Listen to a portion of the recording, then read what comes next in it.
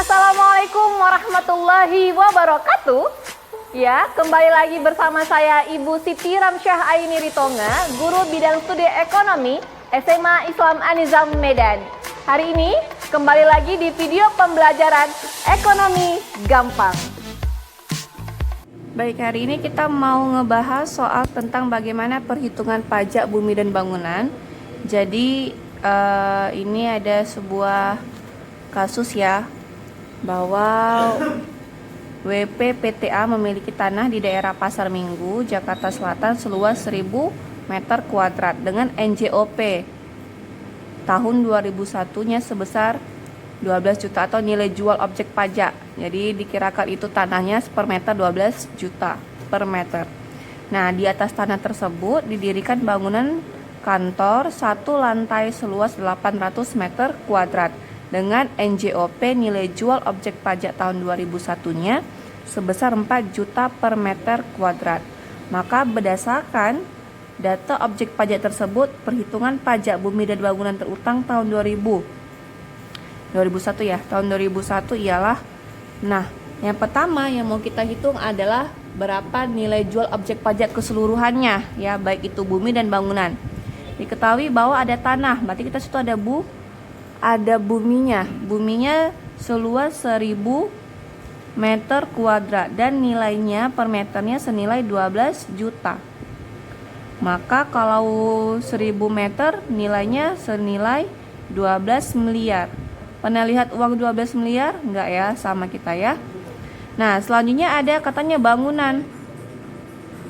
Nah, bangunan itu nilainya sebesar luasnya 800 ya, 800 meter kuadrat dengan nilai NJOP-nya, nilai jualnya 4 juta. Maka nilainya 3 miliar 200 juta.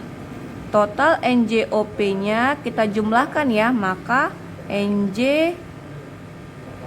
NJOP-nya senilai 15 juta 12 miliar 200 juta.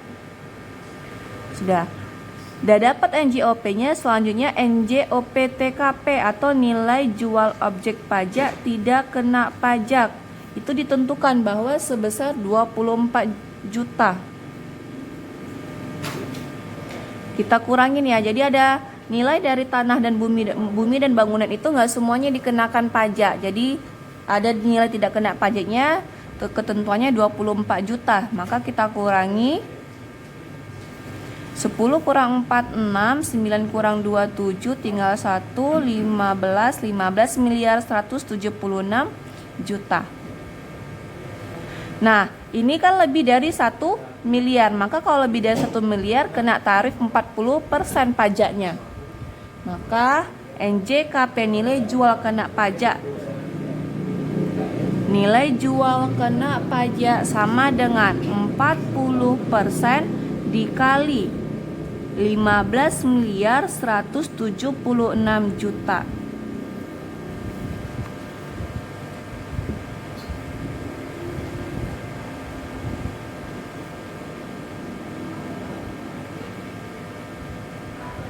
Sama dengan 6 miliar 70 juta 400 ribu.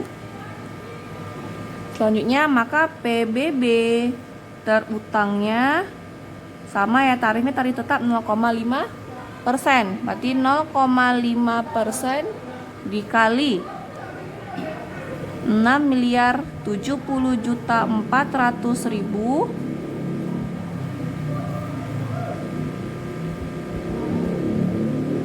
sama dengan 30.352.000. Maka PBB terutangnya pajak bumi dan bangunan terutangnya senilai 30.352.000 per tahun.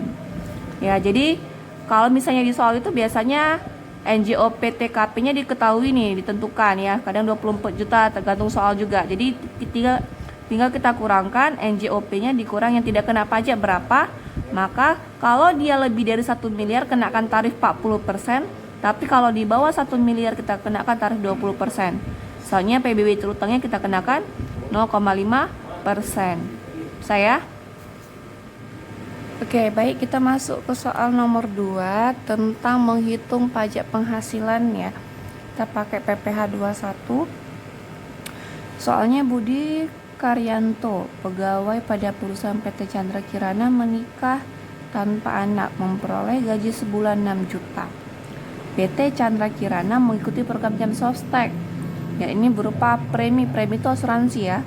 Premi jaminan kecelakaan kerja dan premi jaminan kematian yang dibayar oleh pemberi kerja dengan jumlah minimal masing-masing 0,5% dan 0,3 dari gaji.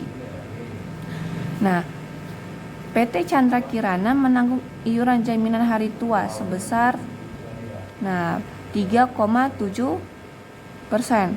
Kalau dia iurannya itu yang dibayar oleh perusahaan, maka ini angkanya kita abaikan ya.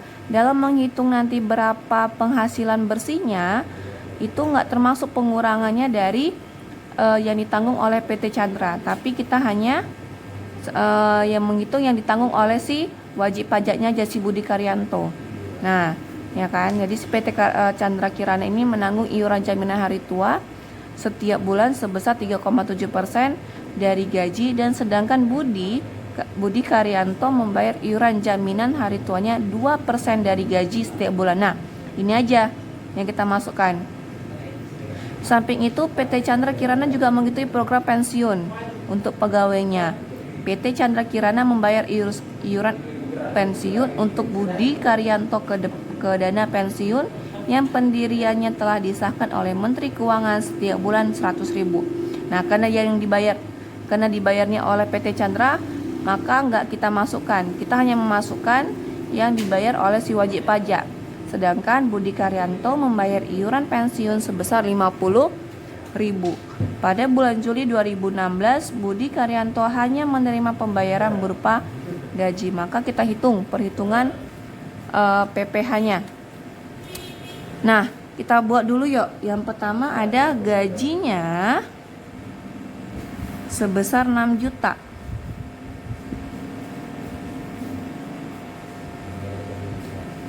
Dan ada namanya premi ya. Premi itu asuransi, premi jaminan kecelakaan. Jaminan kecelakaan kerja itu katanya senilai 0,5% dari gaji. Gajinya kan 6 juta ya. 6 juta. Maka ini nilainya sama dengan 30.000. Selanjutnya ada premi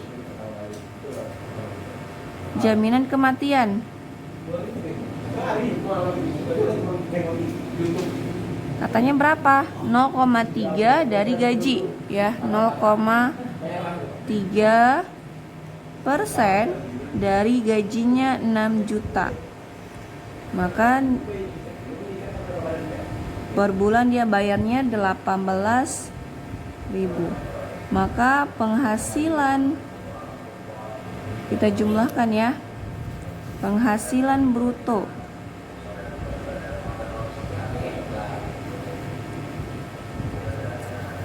ini senilai 6.040.000 ya, 6.048.000. Saya. Oke, selanjutnya yang masuk ke dalam pengurangan ya. Pengurangan. Saya buat di sini. Yang masuk ke dalam pengurangan. Nah, ada namanya yang pertama biaya jabatan itu senilai 5% dari penghasilan brutonya. Penghasilan brutonya senilai 6.048.000. Ya, 6.048.000. Maka biayanya ada 302.400 rupiah. Selanjutnya yang kedua, dia tadi ngebayar apa? Ada ngebayar iuran jaminan hari tua ya. Ya. Yang pertama dia membayar jaminan hari tua sebesar 2% ya, yang dibayar oleh si Budi Karyanto 2% dari gaji. Maka jaminan hari tua sebesar 2% dari gaji. Nilai berapa tuh? Gajinya kan 6 juta ya. 6 juta. Berarti 220.000. Selanjutnya yang ketiga, Budi Karyanto juga membayar, namanya ada program iuran pensiun ya, senilai 50.000. Ada iuran pensiun senilai 50.000. Kali ini kita jumlahkan pengurangannya berapa, jumlah pengurangannya berarti ada senilai 472.400 rupiah. Maka penghasilan bersihnya ya, tadi kan ini penghasilan bruto ya, penghasilan kotor, terus sudah kita kurangi dengan biaya jabatan, jaminan hari tua, iuran pensiun, maka ini pengurangannya 472.400. Penghasilan bersihnya neto atau bersih senilai 5 juta. Nah, 6.048.000 kita kurangi 472.400, maka 5.575.600. Saya sampai sini ya. Oke.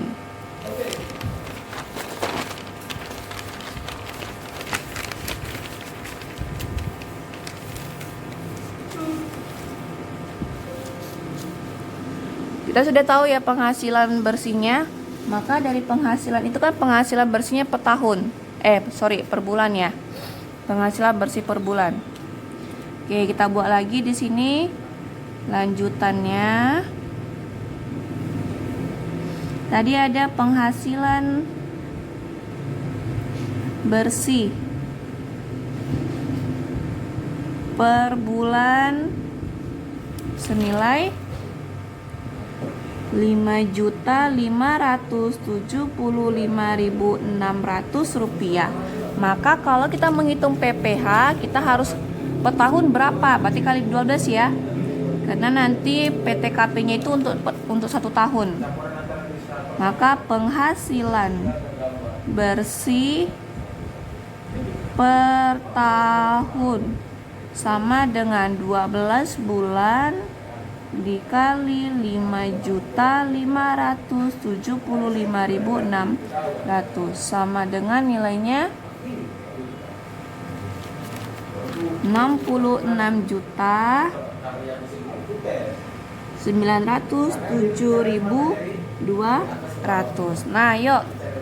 Langkah selanjutnya kita hitung PTKP, penghasilan tidak kena pajak. Yang pertama, penghasilan wajib perorangan ya. Namanya untuk si wajib pajak sendiri per tahun itu tidak kena pajak senilai 54 juta. Dan karena dia kawin dan belum punya anak, berarti K0 ya. K0 berarti cuma 4.500.000. Kita jumlahkan, maka PTKP-nya senilai 58.500.000. Kita kurangin di sini. Maka PKP-nya penghasilan kena pajak sama dengan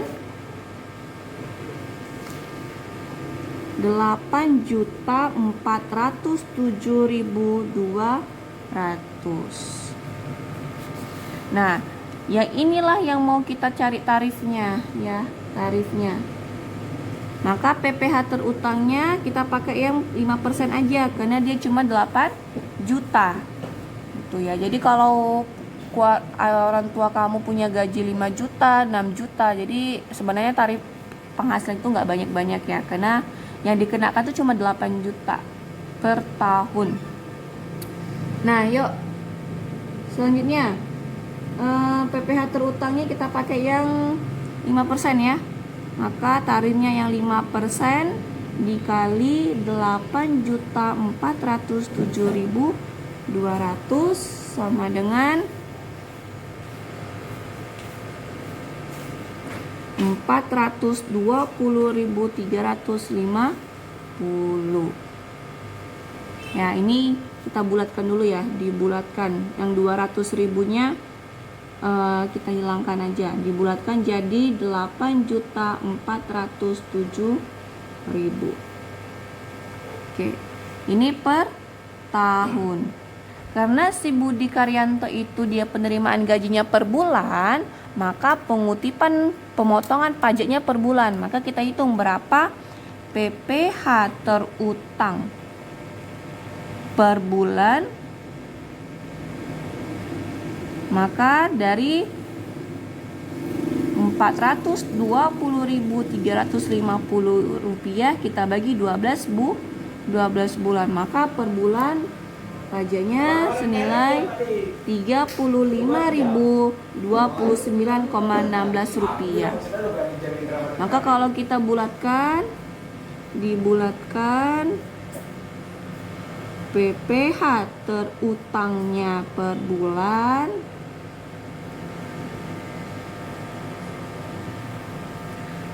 senilai 35.030 rupiah. Nih ya.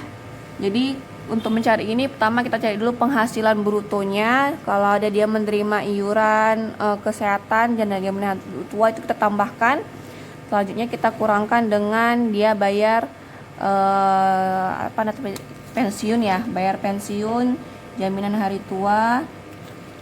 Baru dapat penghasilan netonya per bulan, baru kita kali per tahunnya berapa, jadinya baru kita hitunglah PTKP-nya, penghasilan tidak kena pajaknya karena dia wajib pajak dapat 54 juta. Dia kawin dan mempunyai ada 4.500.000. Ini dia. Tarifnya 5%. Karena 5% kan dari 0 sampai 50 juta, sementara PKP-nya cuma 8 juta. Bisa ya? Oke. Nih saya lihatkan ya. Oke, seperti ini ya pengerjaannya. Demikian pembelajaran hari ini. Sampai ketemu di video pembelajaran ekonomi gampang selanjutnya. Jangan lupa like, comment, and share. Terima kasih. SMA Islam An-Nizam, unggul, cerdas, Islami. Assalamualaikum warahmatullahi wabarakatuh.